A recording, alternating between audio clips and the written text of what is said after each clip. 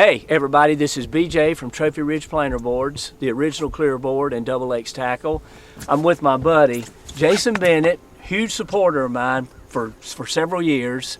We're gonna do some instructional video today. I get asked tons of questions, little things that in planer board fishing, and what me and Jason's gonna try to do today is show you how to do a 6-board setup or an 8-board setup. Today we'll just be using 6. And also how to utilize a striper float in amongst this setup. So y'all stay tuned and we'll show you how it's done.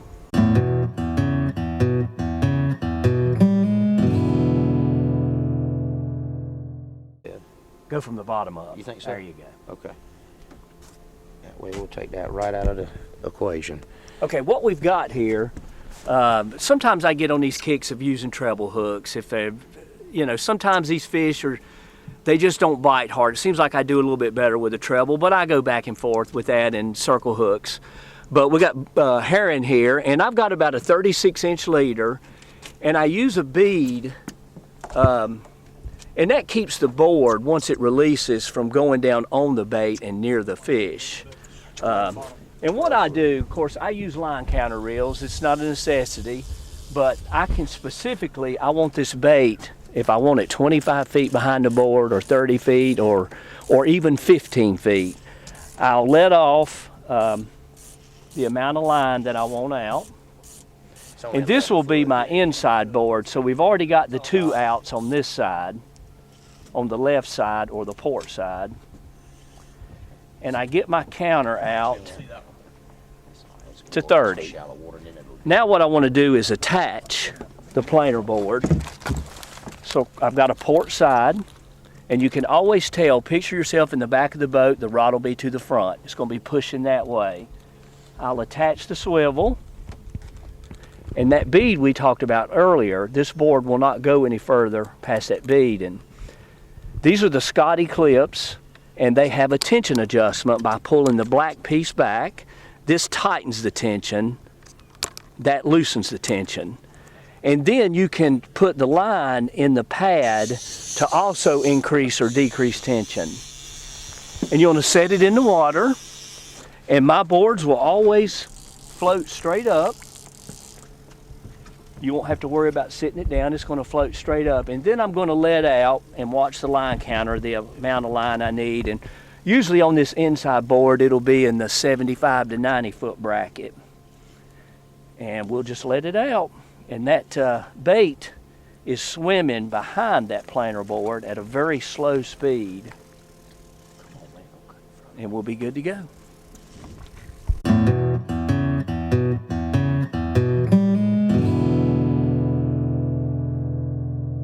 To give you a better explanation of what we've done, we changed the spread up a little bit. This is my preferred method.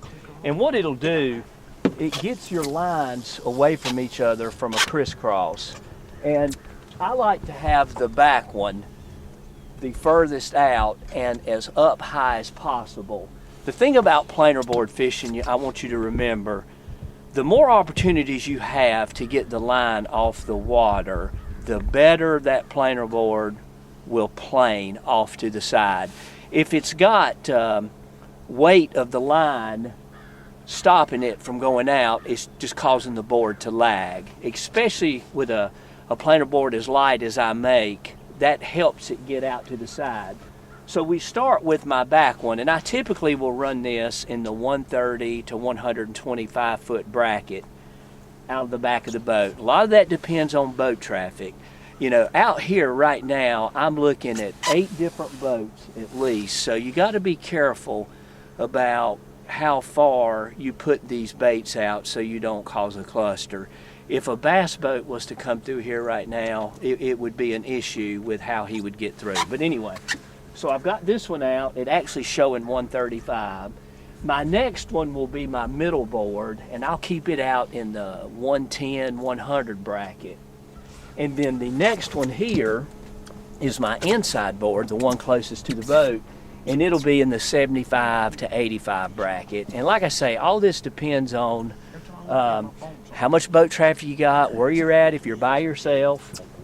And what this system does, it keeps the lines away from each other from crisscrossing. So if a fish was to hit the middle now, typically what will happen, that striper is going to run or try to run to the deepest water possible. So he would hit and come back. And in some instances, if he hit the inside board, you might have to go under a rod, but typically that won't happen. If you're a guide or you start, if that fish hit, you could fight the fish from this position. He would come back and then you would bring him straight up to the boat. And like I was talking earlier, I've got a double X tackle slip float here in the back, and I've got it weighted with a 1/4 ounce sinker, and a little bit later when I bring that bait in, I'll show you how that system works with what they call the gizmo stop. We'll take a look at that a little later.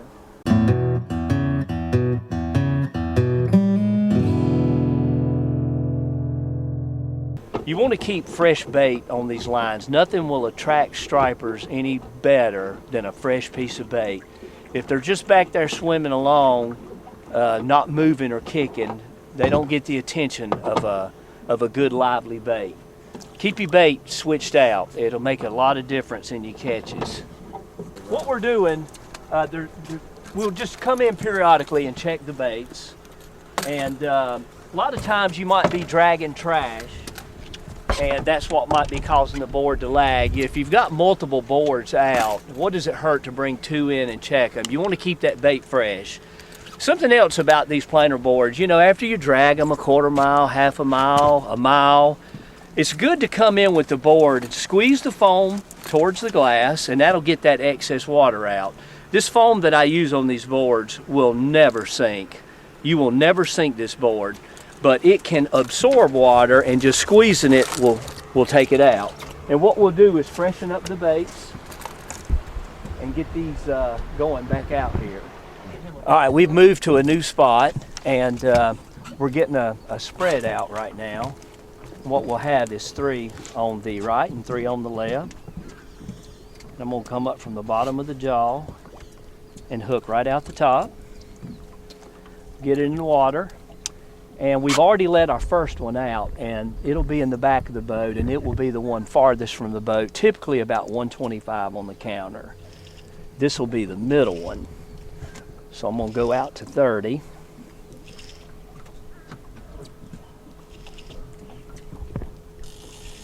Takes a little bit of patience getting these out. You want to troll, I like to typically troll in the 0.5 to 0.7 bracket, which is about a 1/2 mile an hour. We'll get the number 2 board, snap it on. Since we're using a little bit smaller bait today, I don't go too far down in the pads. If we were using the 10, 12-inch trout, I'd put that line on up in the pad. But the great thing about these clips, you can go in and sort of adjust the tension, not only with the clip in the back, but how far you put it in the pads.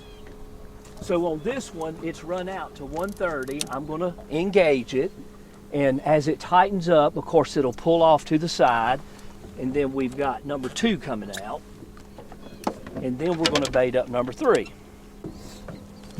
Just like the other 2, I'll come in from the bottom. A lot of guys do this a lot different. I don't know if it makes a lot of difference. And just like the other 2 boards, we're going to go out to 30. All right, we're at 30. We'll let it catch up a little bit and get the slack out. Grab another right board or starboard.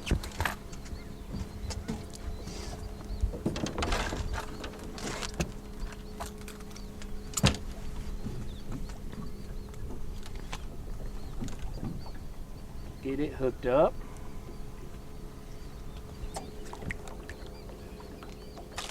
Drop it in the water and put it, be the inside board, you'd put it in the furthest up. A little bit of patience getting these all out.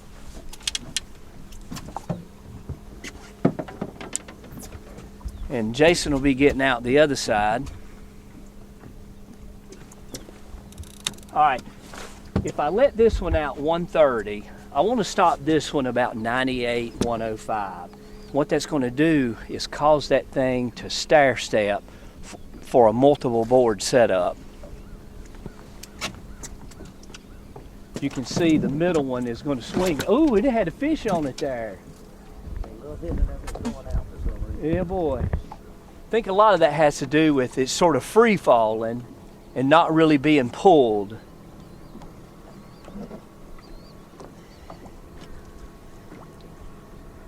You can see that leaves about a 20-foot space in between them, and I would stop this one in the 75 to 80-foot bracket. You can tell by the counters, or if you don't have the luxury of the counters, you can figure it out by the amount of pulls. As this gets close to 70, I'll stop it and engage it. It'll pull up tight, and then you'll have that classic stair step pattern.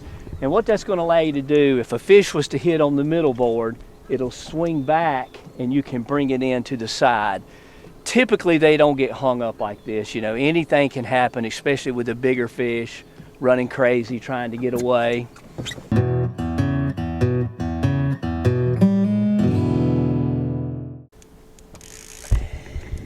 As you can see, what's happened is the planer, the clip has released, and the planer will slide down to that glass bead that I showed you earlier.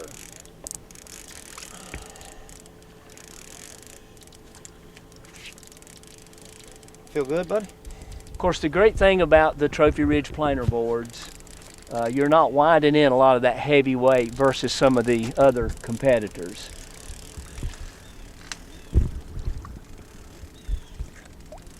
Have some shoulders on you. That's just a little guy. We'll take him. Yeah, boy. We'll take him. That's what I'm talking about. The planer will come off to the side. It won't be in the way. Sometimes you get them in the net.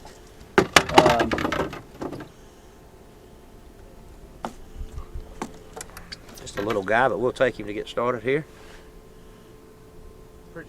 Beautiful fish. All right, let's let him grow up. Prettiest fish swimming.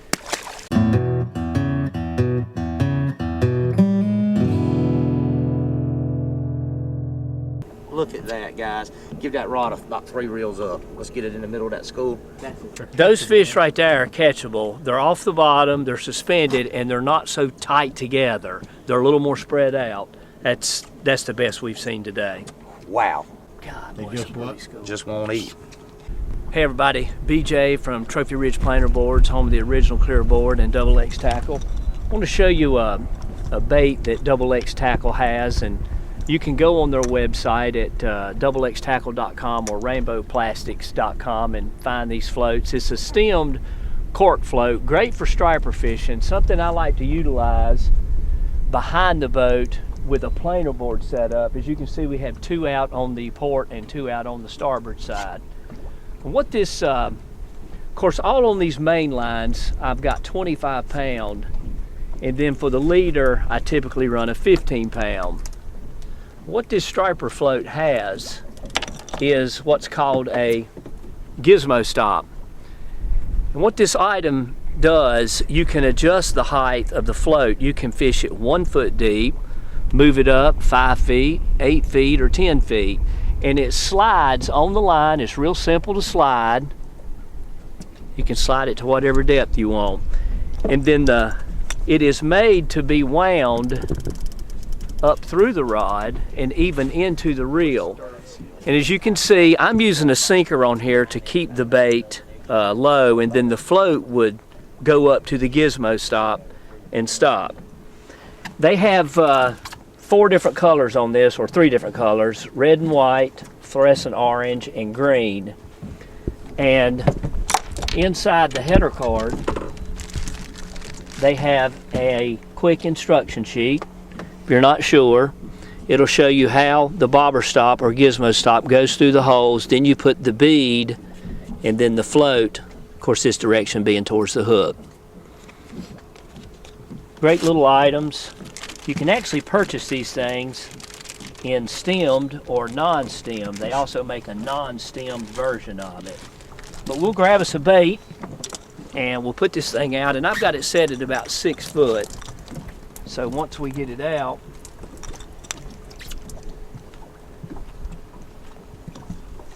put it out over the boat, start letting out.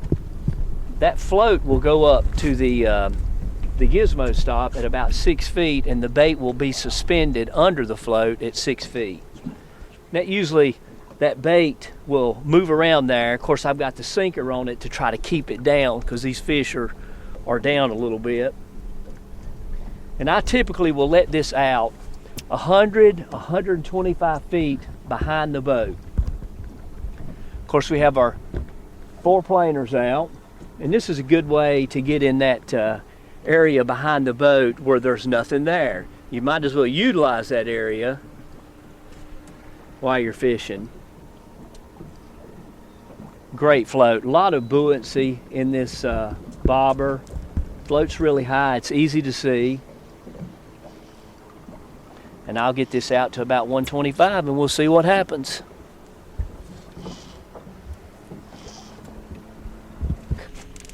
Super float fish, it's a pretty good one. Jason Bennett pulled one out for us here. Put my good luck hat on. It's a better fish.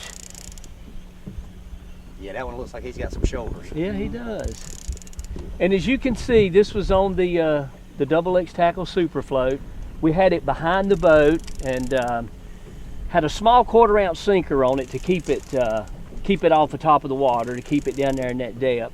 BJ, do I need to lift you? Keep that fish in front of you. We need to move them up. All right, I'm gonna go high. Come on, there you go. That would work good. You think you can get him from there? Yeah. Okay.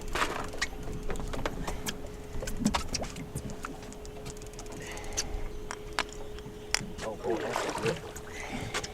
Good. All right, back over here. I'll try to get down. They go where they want to, don't they? Good boy.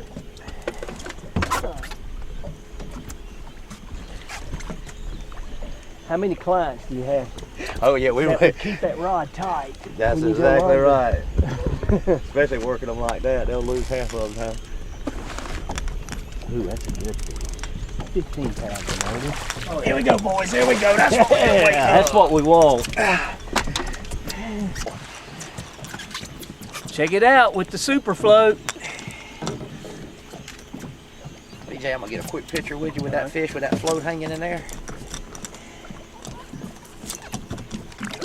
Shoot, he's gone. Good. Good job. Good job. Good job, bud.